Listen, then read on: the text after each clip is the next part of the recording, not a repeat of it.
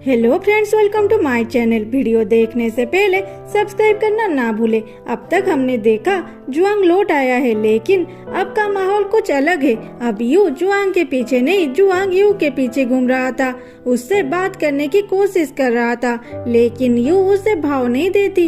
Even जुआंग का दिया हुआ गिफ्ट वो एक बार भी ना देख के अपने एक स्टूडेंट को दे देती है। लेकिन उस बॉक्स में एक बार्ड फॉसिल था जो डायमंड से भी ज्यादा कीमती था। डायरेक्टर ली के अकॉर्डिंग अगर जुआंग खुद को बेच भी देगा तब भी उतना पैसा नहीं होगा जितना उस बार्ड फॉसिल का प्राइस है। इधर टियान के गांव वाले इकट्ठे होके उस आदमी को स्वागत करते हैं जो पूरा गांव की ग्रेप्स खरीदने वाला है। टियान उसे आता हुआ देख के सोचता है ये जिन है, लेकिन वो कोई और निकला तो टियान उदास हो जाती है। फिर काम खत्म करके वो घर लौटती है।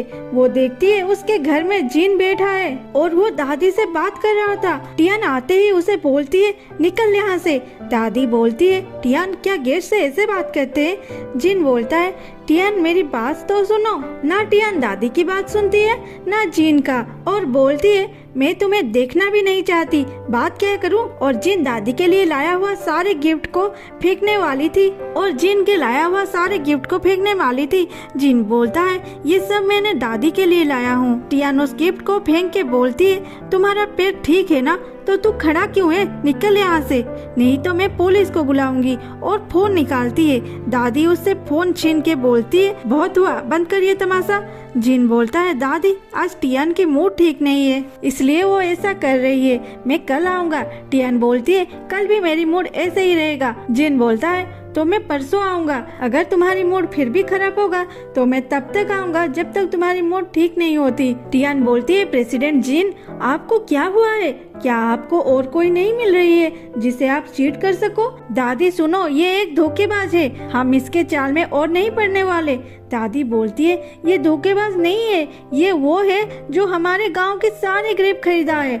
ये सुन के टियान चिल्लाती है जिंसी तुम मेरे दादी को झूठ क्यों बोल रहे हो? जिन बोलता है मैं कहाँ झूठ बोला। टियान बोलती है दादी मैं अभी अभी उनसे मिलके आई हूँ जो हमारी ग्रेप्स खरीद रहे हैं, ये वो नहीं है। जिन कल करके बोलता है जो इधर आओ। तो कुछ टाइम बाद वहाँ वही ग्रेप खरीदने वाला आता है और बोलता है प्रेसिडेंट कुछ काम है क्या? बोलिए। जिन बोलता है दादी ये है जो मेरा असिस्टेंट है, और फिर बोलता है अब कुछ काम नहीं है तुम जाओ। जो वहाँ से जाने लगता है। टियान उसे धक्का दे के बोलती है क्या तुम ये सोचते हो तुम ग्रेप खरीदे तो मैं तुमसे अच्छे से पेश आऊंगी? निकल यहाँ से। जिन सारे गिफ्ट बॉक्स उठाने लगता है। वो थोड़ा टायर्ड लग रहा था और थोड़ा सा लंगड़ा भी रहा था, शायद टियान के धक्का देने के वजह से उसके पैर में चोट लग गया है। फिर जिन बोलता है मैंने कभी नहीं सोचा तुम इस वजह से मेरे साथ अच्छे से पेश आओगे, मैं तुम्हें देख के ही खुश हूँ। और दादी ये गिफ्ट मैं यहाँ रख देता हूँ, ये सारे आपके हेल्थ के लिए अच्छी है तो जरूर यूज करना, मैं फिर आऊँगा। फिर वो वहाँ से चला जाता है। इधर यू अपने रूम में रेस्ट कर रही थी, तभी उसकी डोरबेल बजा। वो डिलीवरी वाला है सोच के खुशी से डोर खोलती है। वहाँ उसकी माँ थी, सिर्फ माँ ही नहीं पापा भी आए थे। उन्हें देख के यू खुश हो जाती है। पापा बोलते हैं देखो मैं किसे लेके आया हूँ। उनके साथ जुआंग आया था। उसे देख के माँ जी खुश हो जाते हैं। फिर यू उन दोनों को अंदर आने को बोल के जुआंग से सारी चीजें जो उसके पेरेंट्स लाए थे लेने लगती है। जुआंग बोला ये हेवी है मैं ले लेता हूँ। यू बोली मैं ले सकती हूँ लेकिन उठा नहीं सकी। तो जुआंग मुस्कुराते हुए सारी चीज अंदर रखता है और उसके बाद यू जुआंग को बोलती है खड़े क्यों हो, निकलो यहाँ से। माँ बोलती है वो क्यों जाएगा, हम कितने दिनों के बाद जुआंग से मिल रहे हैं, हमें बातें तो करने दो। यू बोलती है माँ वो बहुत बिजी है। जुआंग बोला कि आज मैं पूरा फ्री हूँ। यू किलर लुक देते हुए धीरे से बोलती है क्या कर रहे हो, क्या हम एक दूसरे को जानते हैं? निकल यहाँ से। जुआंग बोला अंकल आंटी आप हमेशा मेरे लिए खाना बनाते हैं, इस बार मैं आपके लिए खाना बनाऊंगा। यू गुस्से से घूरती है। माँ बोलती है ए ऐसा क्यों कर रही है, तुम दोनों में वर्ल्ड वॉर चल रहा है क्या? यू चिल्लाती है नहीं। माँ बोलती है तो चिल्ला क्यों रही है? जुआंग के साथ ऐसा ट्रीट मत करो, नहीं तो मुझसे बुरा कोई नहीं होगा। यू गुस्से से मुंह को फुलाने लगती है। जुआंग हंसते हुए बोलता है आंटी ये मेरा गलती है, मुझे ही ठीक से सुनाई नहीं देता। माँ जी बोलते हैं तुम्हारी लाड के वजह से ये बिगड़ रही है। फिर यू को बोलते हैं खड़े क्यों हो, जुआंग को हेल्प करो, वो खाना बनाएगा। यू मन ही मन सोचती है अच्छा खाना बनाओगे, वो भी मेरे घर में। फिर बोलती है लेकिन मेरे घर में तो एक भी वेजिटेबल नहीं है। जुआंग आज हम तुम्हारे घर में खाना खाएंगे।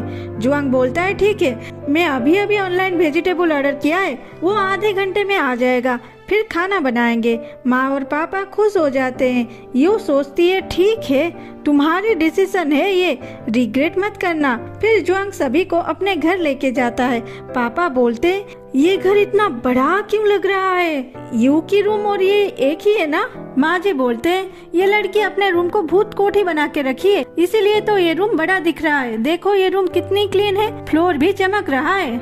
ये सुनते ही यू शू चेंज ना करके सीधा सोफा में बैठ जाती है। माँ जी बोलती है ये क्या कर रही है, शू तो चेंज कर लो।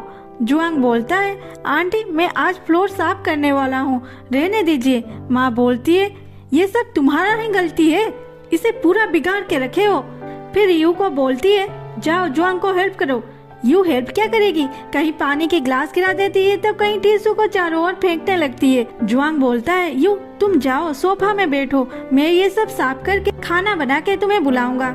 जुआंग यू की फैलाई हुई रायता को समेट के खाना बनाने के लिए वेजिटेबल्स काटता है। माँ बोलती है मेरी बेटी कितनी लौकी है, उसे इतना अच्छा खाना बनाने वाला बॉयफ्रेंड मिला है।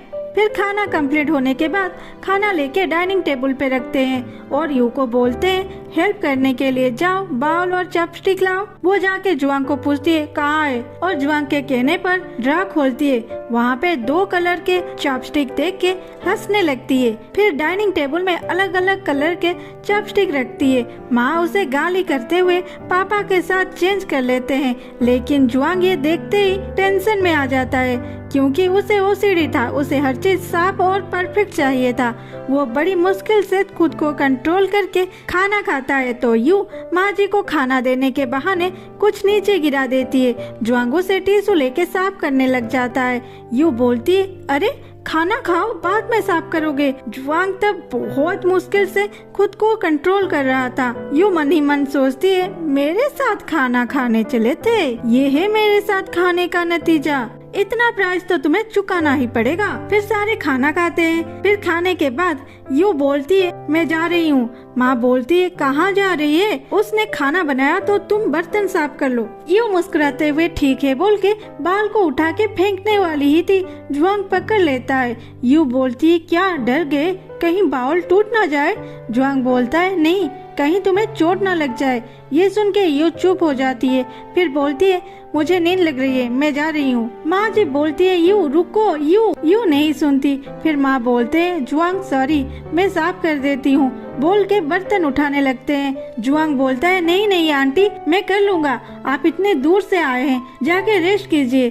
फिर जुआंग के फोर्स करने पर वो दोनों जाने लगते हैं, लेकिन माँ जी लौट के जुआंग को बोलते हैं जुआंग एक्चुअली यू एक पेपर टाइगर है, वो बाहर से ऐसी बात कर रही है लेकिन अंदर से बहुत ही नरम है, थोड़ा थोड़ा करके उसे मना लो, वो मान जाएगी। और चले जाते हैं। जुआंग ये सुन के खुश हो जाता है। फिर बाउल साफ करता है, किचन साफ करता है, फिर सारे चीज उनके जगह पे रख के थोड़ा रेस्ट करके फिर से उठ के किचन में जाता है जैसे वो कुछ अधूरा काम छोड़ दिया था, और दोनों चॉपस्टिक के सेट में से एक सेट को छुपा देता है जैसे और कभी यू उसे परेशान ना करे। आज के लिए इतना ही, फिर मिलते हैं कल एक न्यू एपिसोड के साथ। तब तक के लिए लाइक कमेंट शेयर सब्सक्राइब जो मर्जी वो कर लो।